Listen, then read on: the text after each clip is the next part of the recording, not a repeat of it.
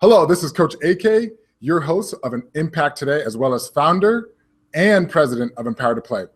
Today, we got an exciting show. We're actually going to be featuring one of our own. His name is Larry Franck. He's actually our accountant and treasurer for Empower2Play. We know today with Impact Today, we highlight big people doing big things. But sometimes the most influential people in our whole entire lives are the people that raised us. Our fathers, our brothers, our sisters, our grandmas, our grandpas. And today, as we feature Larry Franck, one of our own, he has a rare feat that not a lot of people have done. And he's been married for 42 years. So today, we're actually going to be talking about building relationships and managing finances with Larry Franck. Larry, how are you doing today? Great, AK. It's great to be with you and be able to talk. Great. So the first and foremost is I just want to know, like, a lot of people may not know who you are. I know you. I knew you were born in Omaha, Nebraska, but tell me a little about who you are so everybody else knows who is Larry Franck. Okay.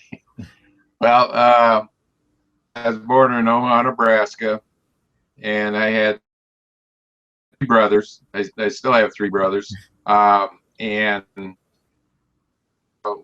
all had a very strong interest in sports, and so we played a lot of basketball, some football, and baseball. So I grew up playing a lot of organized baseball. I graduated from high school. I went into the Army. I worked a few jobs and figured out that I needed an education if I was going to wear. And so I enrolled at the University of Nebraska at Omaha. And I originally was going to major in management. When I was taking my freshman year class in Principles of Accounting, oh, this is really neat. After that semester, I changed my major to, and after graduation, I worked a few jobs. Later on, I took the CPA exam, and took me 4 tries to pass it, but I did pass it, but I thoroughly enjoy accounting. I did dabble in side of it for a while and got tired of the long hours, so I'm accounting and bookkeeping area now. And as AK said, I've been married 42 years. Actually be 40 in September. Brenda. And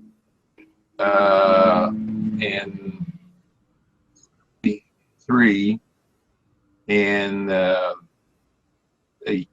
later we were married, and she, my life, I've enjoyed having her friend. And as far as the 42 years, that's something that you have to work at and fall in love with your spouse every day. And you do that by showing ways that you care about them, that you love them, and you discuss what's going on in your life. And for me, that wasn't real easy, but I learned that, I had to do it. So that's when I forced myself to do it. So yeah, I mean, that's. Oh, sorry. I mean, no, that's impressive. Especially, I'm 31. So to think about being in a relationship, that's being in a relationship for 42 years. I was born in '84. So that feat that you're talking about of 42 years is something that's very, very impressive. What would you say is one, especially in terms of building relationships, what would you say is one of the, a key indicator, something that's been really helpful in in fostering that relationship with you and Brenda? Well, I fell in love with her for several reasons, and then there were things that I really loved about her.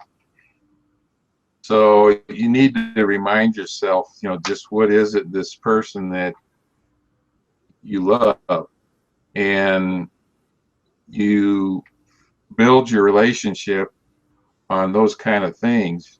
And for us guys, it's hard to understand a wife, because and I don't bad way, it's just kind of the way things tend to go, but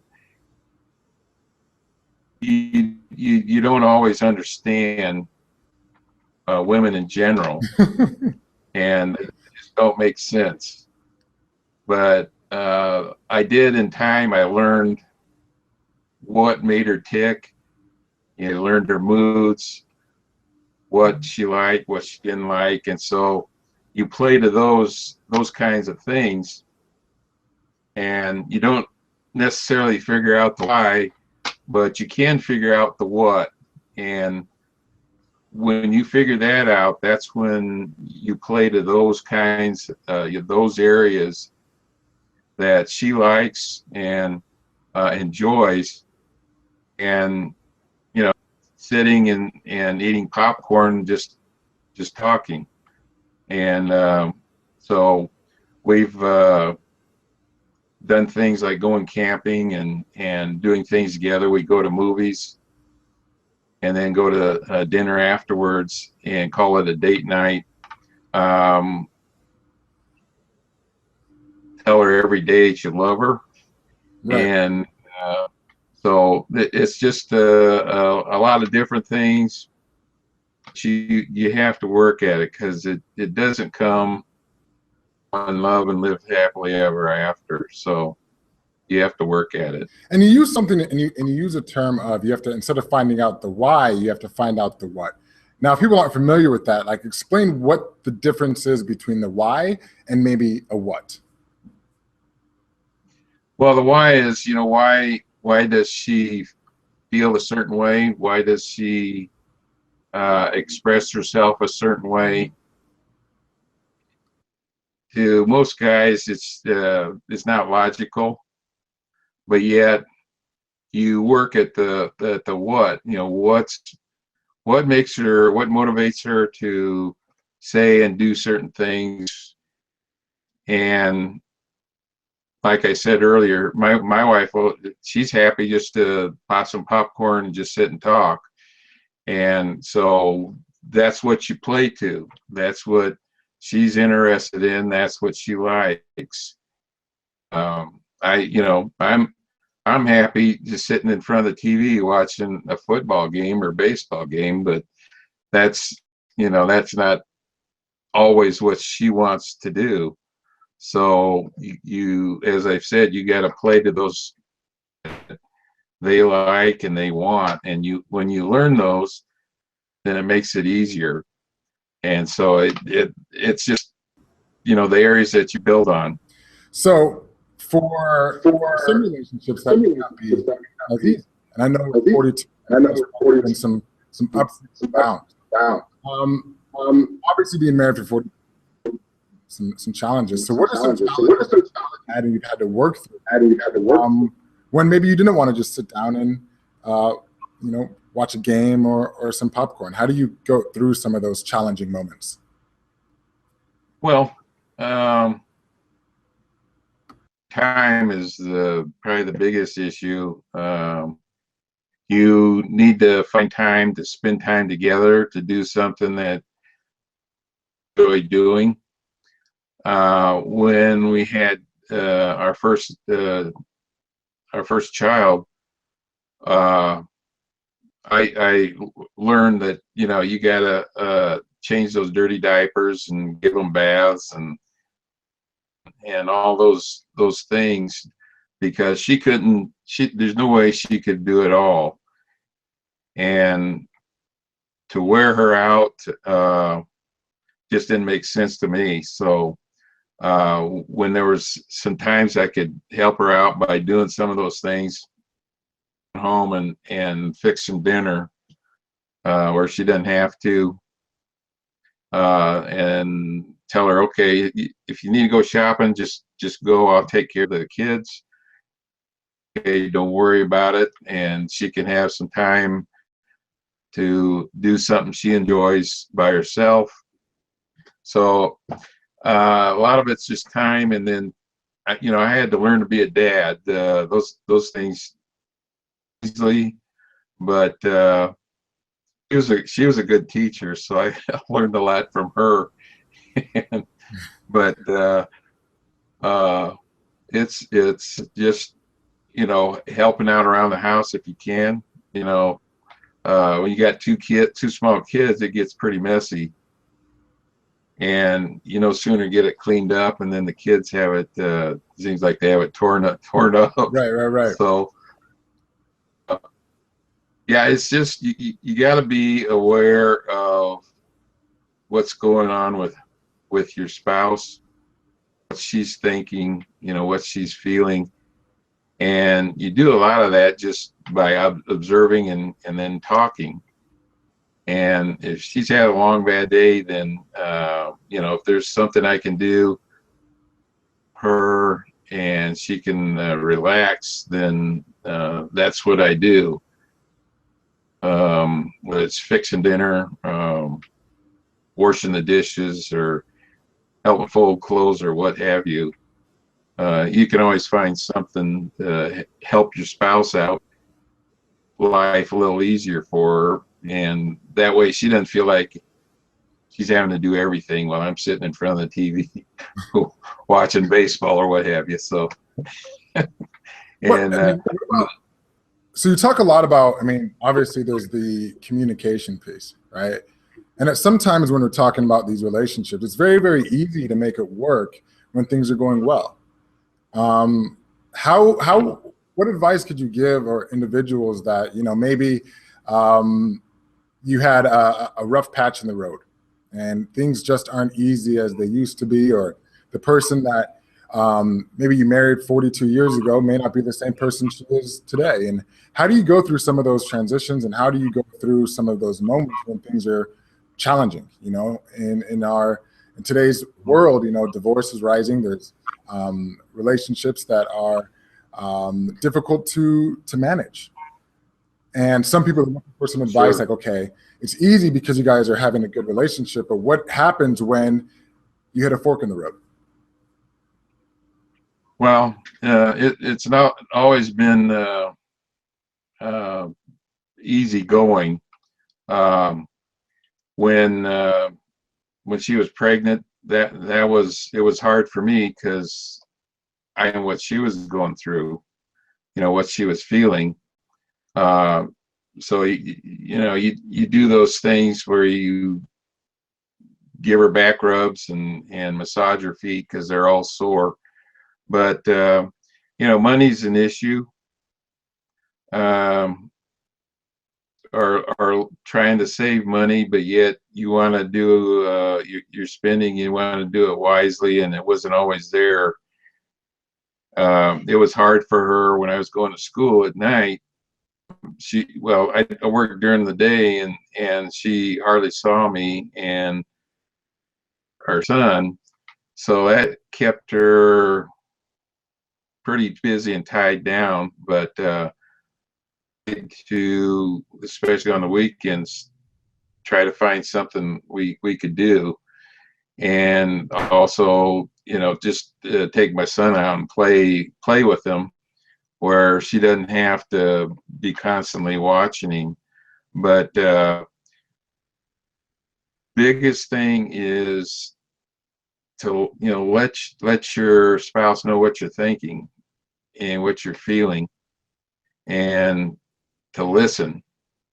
You can tell a lot by their body language, and as well as what's coming out of their mouth.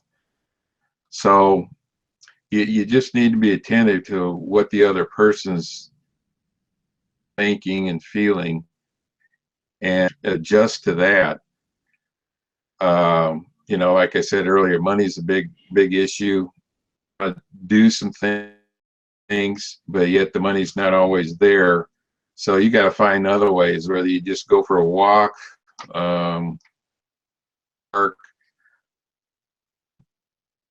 get in the car and go down to the Dairy Queen. You know, there's a million and one ways you can do things that aren't expensive that you can do and have fun together doing it. Right. I mean, and the same thing, I believe, is the same thing about building a strong marriage is also the same as building a strong family core unit. And at Empower2Play, we talk a lot about this global family philosophy where no matter who you are, no matter your background, that you can make an impact on the world, but we're also connected in how we do that. Would you say the same strategies for you go the same with building relationships with your kids and your grandkids and maybe even your friends? Well, pretty much, yeah. My kids are grown, so it's a lot easier. So there's sometimes I get a little frustrated with them when they maybe don't always make good decisions. But you know, we all learn, and I went through things that I had to learn, and so they're doing that too. But as a grandparent, it's a whole lot easier because you have to expect, and so your understanding is a lot better. But in working with colleagues and people that you're working with for an employer, really can be a test, because you can run into all kinds of different kinds of people. I always tried to find something that they really enjoyed, that they really liked, whether it was sports or fast cars or what have you, and just talk about that with them to kind of get some rapport with them so that you can make a connection with them.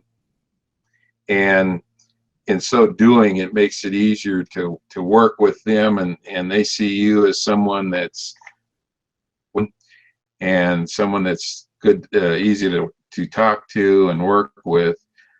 But you know, those issues you got to kind of work through and work around, because it's going to be different, and everyone has an opinion, and sometimes you just got to sit down and figure out, you know, what do we want to decide on, which direction we want to go, or what have you. But you got to be willing to sit down and discuss things and work through them and try to understand what the other person is saying, and get an idea of what's going on with them, and then be able to relate to who they are and what they like and don't like. I mean, you speak about this in terms of you really, since I've known you, Larry, you have this unselfish personality where you're very, very committed. And I know it sounds weird to say a trait is about being unselfish and very, very committed, because we expect everybody to do that. And you do it so genuinely and so naturally. You have this ability. And so for you, I mean, where did this come from? Was it a family influence, parent influence? Like, how did this trait that you've developed, would you say, stemmed from? When you can identify with the other person, have a sense and a feeling of what they're going through, then it's easy to want to reach out. But I had a good teacher. My dad fought in World War II. He flew in a B-29, and at one point they were stationed in India. Of course, when they had some free time, why they would go out and go into the cities and some of the towns and I saw some things that just really bothered him. The poverty was just really terrible. And so it was something that influenced him and stayed with him for the rest of his life. And in fact, there were multiple times when he reached out to help someone, and was always willing to people to help them with their problems, with their issues, and even at sometimes a homeless person some food to eat. And so it was something that he carried over. When he retired from Union Pacific, he and my stepmom moved down to Florida, and they got involved with building a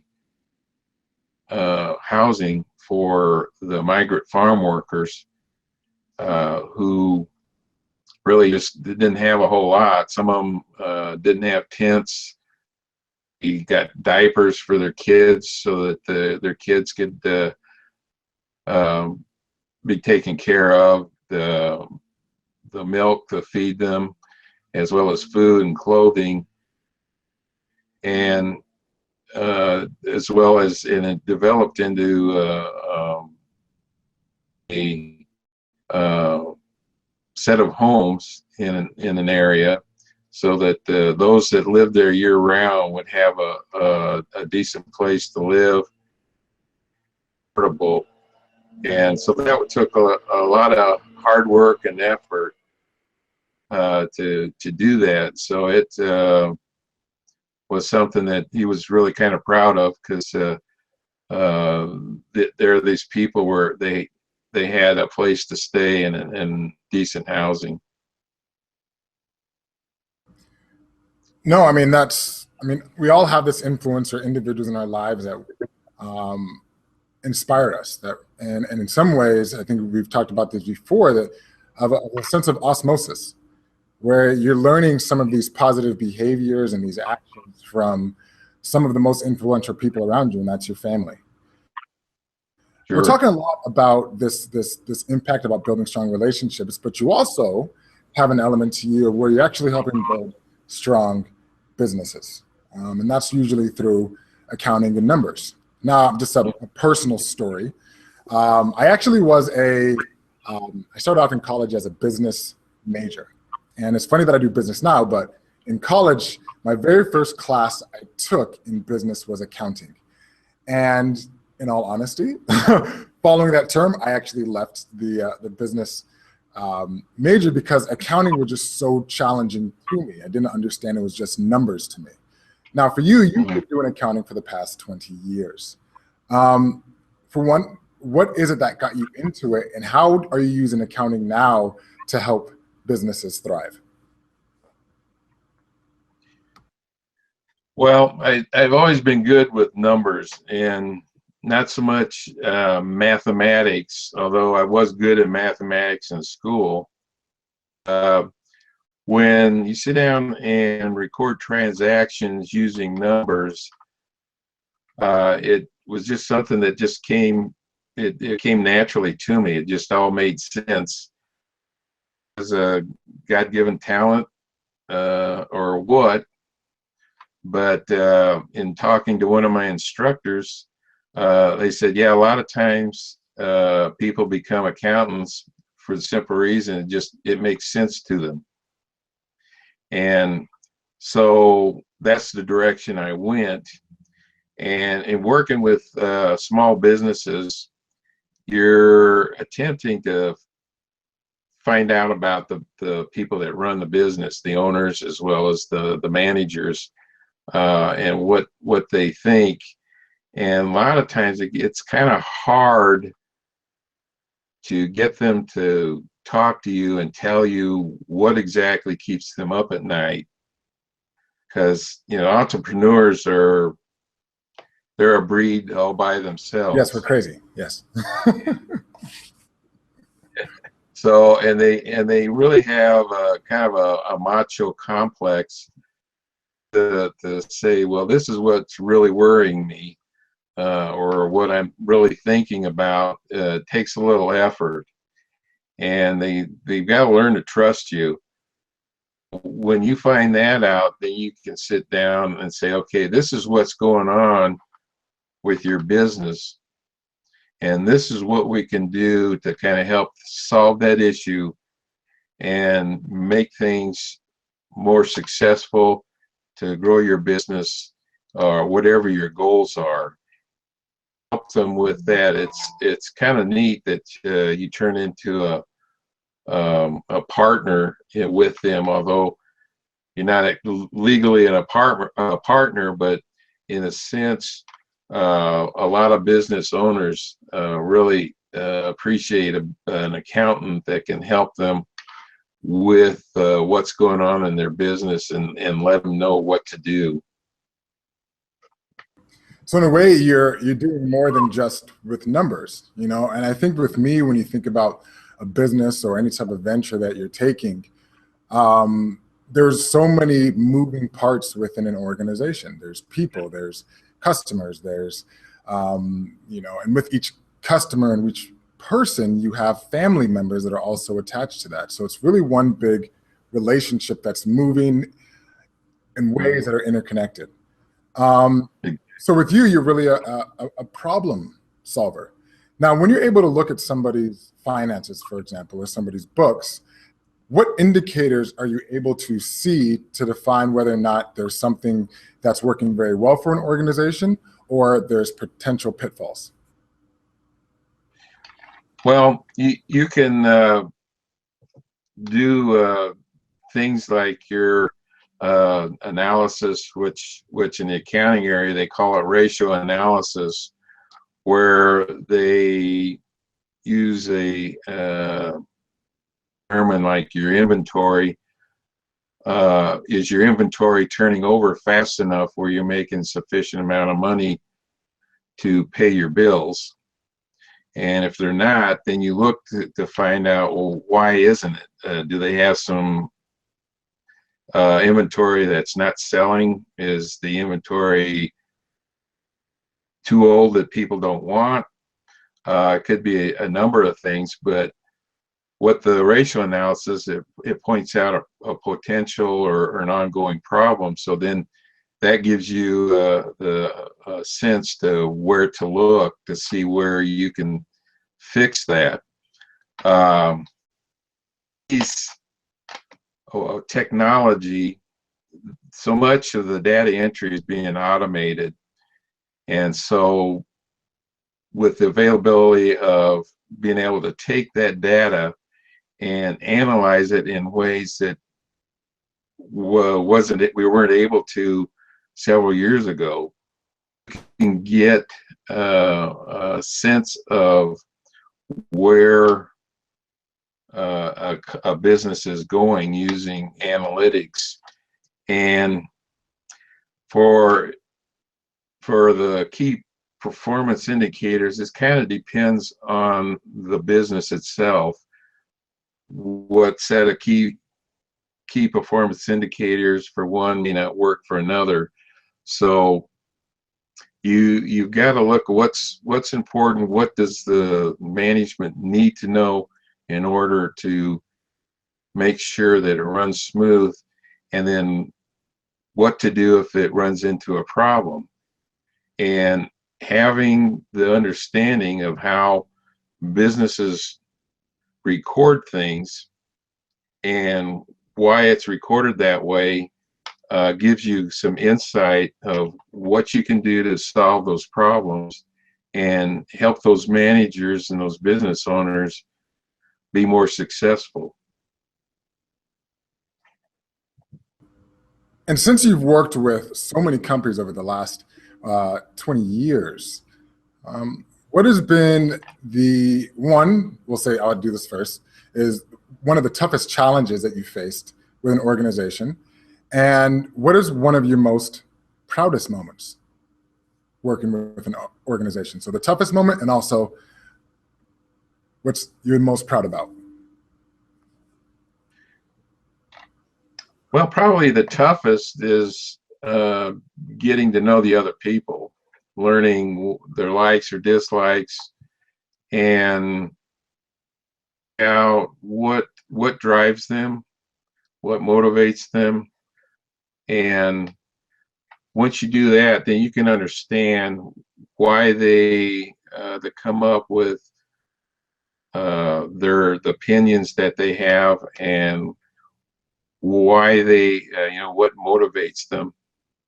And then two, you're always trying to work together, because anymore businesses work in teams, and as a team you've got to come up with decisions that you all, and that's not always easy. So you're having to learn those characteristics and idiosyncrasies of different people in your team, and you don't always work in the same team. So assigned to a new team, you're having basically just to start over. But some of my times has been doing taxes. Um, you're when you run into situations that you're really not sure what's going on or how to handle it. My tendency is to, okay, let's go to the regulations and try to figure this out. I had a friend explain to me, look, you don't have the time to do that, because you need to get your tax return, the return you're working on, done, so we can get it back to the client. So if there's an issue, you need to find someone that can help you work through that and get it taken care of. So at that point, you're working with the partnership in the firm, and these guys have got of experience and they've seen a lot of things, and so you want to kind of pick their brain in such a way that they'll sit down and do, but to explain why you're doing it this way, what's going on. So that was been something that was something I had to work at, and my greatest success is I think it's just accumulation of a lot of things, Right. a lot of little things. I don't know if I could say as anything major, but it's just been a lot of little things, a little helping be successful. Someone that makes plans for something and then helping them succeed at it, and seeing that they hit that goal. And so that's just for me, that's just icing on the cake that gives me the pleasure of working with someone. And making an impact. I mean, on the show Impact Today, we highlight people that are making an impact on the world through many different strategies and areas. And for you, you're doing yours with numbers, and you're working with businesses, you're working with families, you're working with entrepreneurs, no matter how crazy they are, on helping them also fulfill their mission, especially in the business world today, where you're having businesses that are providing medical attention to children and youth, or you have businesses that are providing so many resources into the world, and if they're not able to properly manage their finances, these organizations may no longer be here. So individuals like you are helping make an impact in so many ways. Personally, how do you feel like you're making an impact on a daily basis, especially through your work or through your relationships, either or?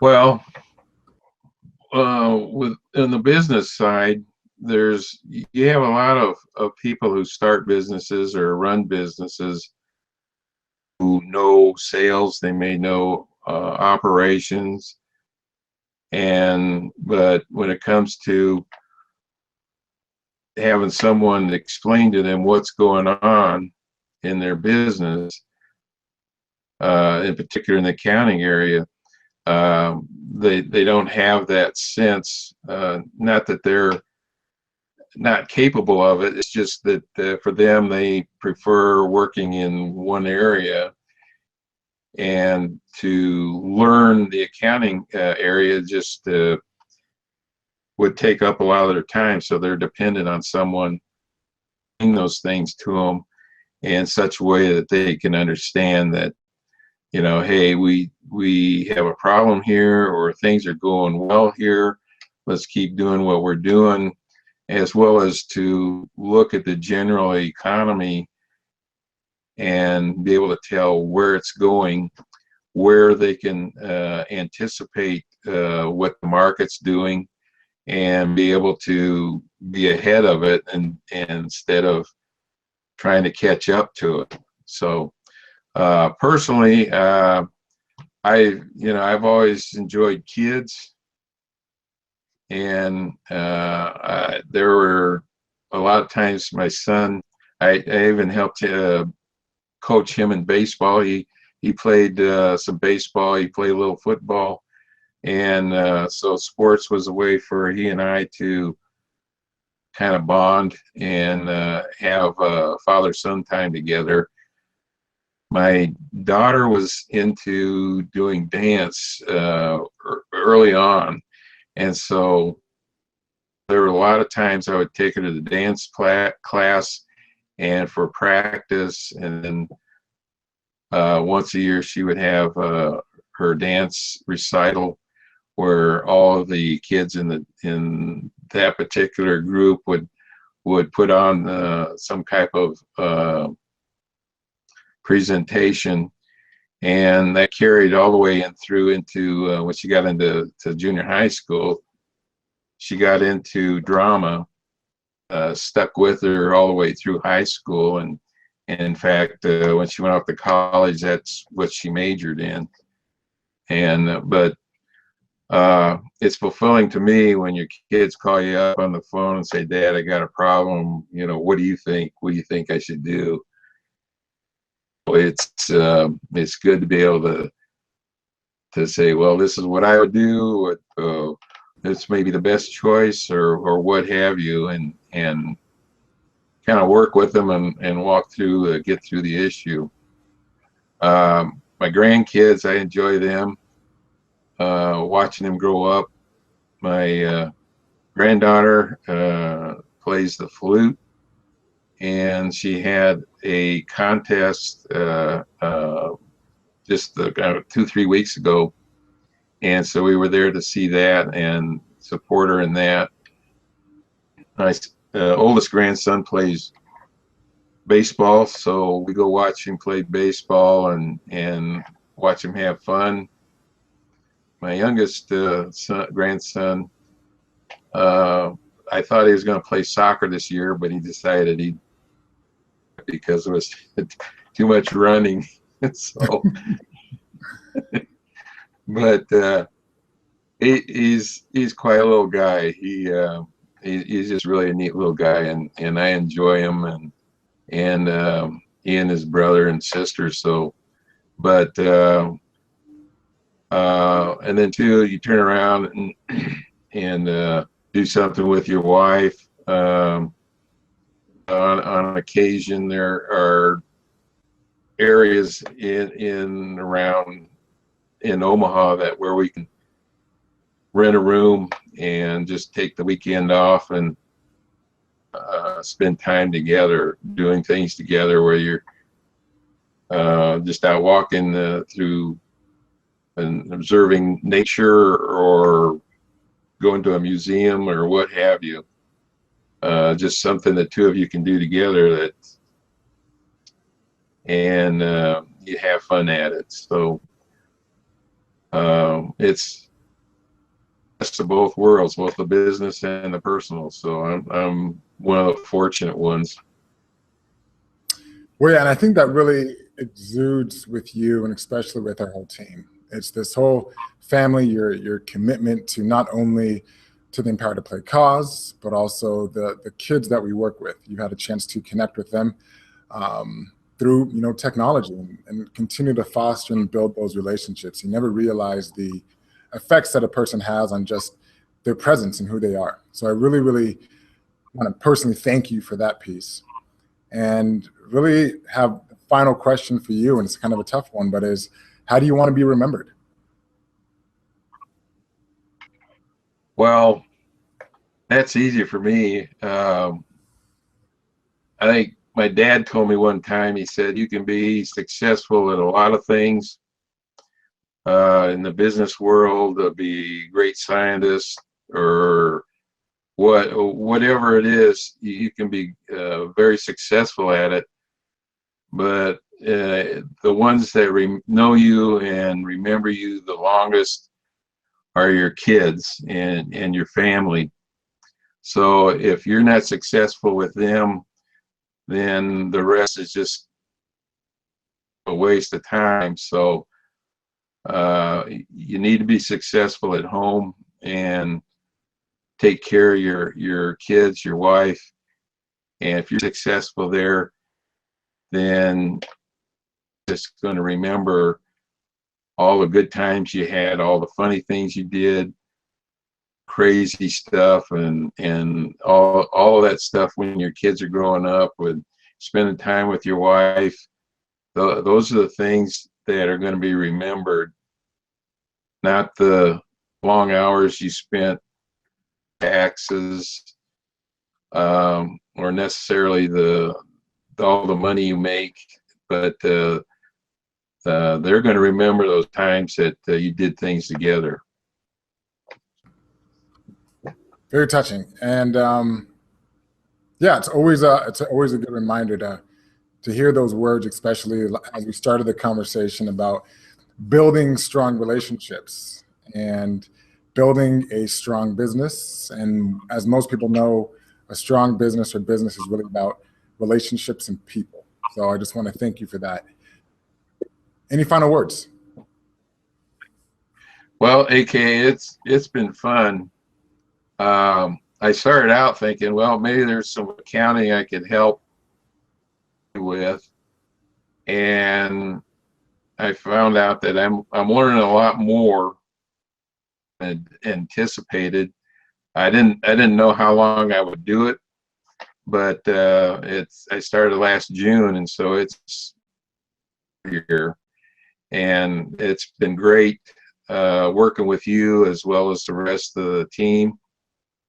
And I think I've gotten more out of it than what I've been able to give. So it's been great. You've given a lot, trust me. You've given a lot, so. Well, it's been fun. So I've enjoyed it. Good. Well, as we said on the show with Impact today, we're highlighting big people doing big things. We are fortunate to highlight one of our very own, Larry Franck. A guy that has been very, very committed to not only the organization, but to his family, to his spouse, to even the kids in which we work with. And I think we always need to remember that there are these people, these influencers, these impact makers that aren't always on the TV screen or on the athletic field, but sometimes they're right underneath our nose, and we've been around them for our whole entire lives. So there's so many Larry Francks around the world. They are rare, but we're glad that we have one right in the Empower2Play family. Next on our upcoming show, we actually have Connor Mack, and he's going to be talking about selling yourself. I think everyone wants to find a way to put themselves out there and make sure that they present themselves in the best possible way. So on that show, we're going to be having Connor Mack on the show.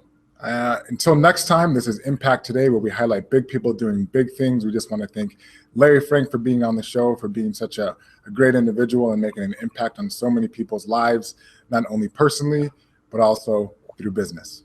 Until next time, this is Coach AK, founder and president of Empower2Play.